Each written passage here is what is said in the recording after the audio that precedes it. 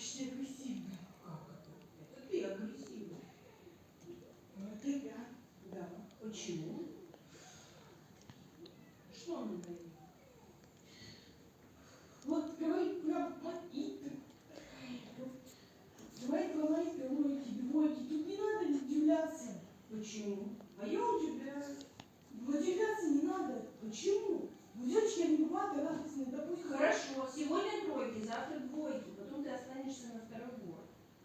Удивляться тут нечего.